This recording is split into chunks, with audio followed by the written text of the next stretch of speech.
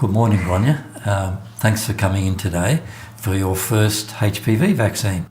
Your mother's sent me a consent form, which is great, so that we can go ahead. But she made a note on here that said you had a few questions about the vaccine that you wanted to ask first. Yes, I do. How important is the vaccine and just how common is HPV? HPV is a viral infection that is very common. Around 85% of all children will develop an infection, boys and girls, over the course of their lifetime. In most children, the infection will clear itself over a year or two and it'll go away. But it's a very sneaky virus, and in around 10 to 20% of children, the virus stays in your body. And over a period of time, it causes a number of diseases. The most important of those are the cancers. It can produce cancer of the genital tract, cancer of the head and neck, and cancer of the tubes of the lungs. And so this is a very nasty virus that has serious consequences.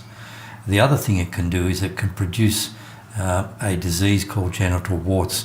So we know it's a very common disease and it has very serious consequences, and we're particularly keen to stop children getting it.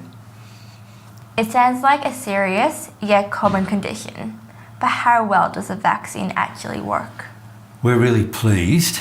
We have a new, stronger vaccine now.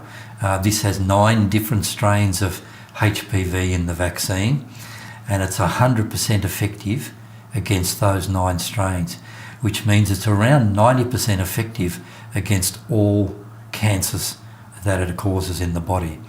And so we know it's not only 90% effective against the cancers, but it's 90% effective against the genital warts and the other diseases. So it's a great vaccine. It's very effective against a very common disease.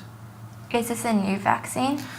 No, a lot of people have been saying, I don't want my child to have it yet. I'll wait till they're older because it's a new vaccine and I want to wait and see if there's any problems with it. But we developed the vaccine in Australia. The person who developed it actually won a Nobel Prize for developing the vaccine, and that was over 20 years ago.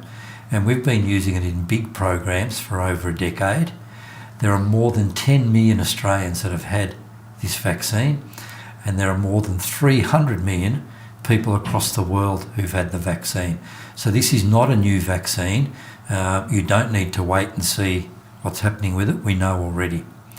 The other reason not to wait and to have it now is that we know the body's immune system works much better when you're young. When you're 12 or 13, you have a gland in your chest called the thymus, and that gland makes T cells. It makes the cells that fight the infections and the cancers in your body. And when you get older, because you've already developed a lot of antibodies, the thymus disappears. That's why when you're 12, we only have to give you 2 doses of vaccine, but if you wait till you're 15 or 16, you need to have 3 doses of vaccine. So it's really important to get it when you're young and your immune system is working, and you don't need to worry about being new because we've been using this for well over 10 years. Are there any side effects? There are side effects of all vaccines. We know that vaccines can give you a sore arm, and this is certainly a vaccine that stings when it goes in, and we know that that can last for a few hours. We also know that it can give you some redness or swelling around the actual vaccine site, but there are no significant side effects. They're all side effects that cause local reactions that disappear usually within a day. And so we're comfortable that there's no major side effects of this vaccine. A friend of mine said that it could interfere with my period and could also prevent me from having babies. Is that a real risk? No, it's not a real risk. When this vaccine first came out, there was a lot of concerns by very strongly religious groups that this vaccine would encourage children to become sexually active because it protected against sexually transmitted diseases. And they've made a whole range of claims about how dangerous the vaccine is to try and actually stop parents and children getting vaccinated. The condition they're talking about when periods slow down and then stop when you're still young, what we call premature ovarian failure, happens to around 1 in 10,000 women. So it's not common, but it certainly happens. So if you think of the fact that we've vaccinated 10 million children, and this happens to 1 in 10,000, whether they have a vaccine or not, it's pretty easy to find, a group of 2 or 3 people who've had the vaccine and have the condition. Just as it's easy to find a group of 2 or 3 children who didn't have the vaccine and still got the condition. So we know that you are no more likely to have problems with your fertility if you have the vaccine or you don't have the vaccine, and this is just something they've made up to try and scare people.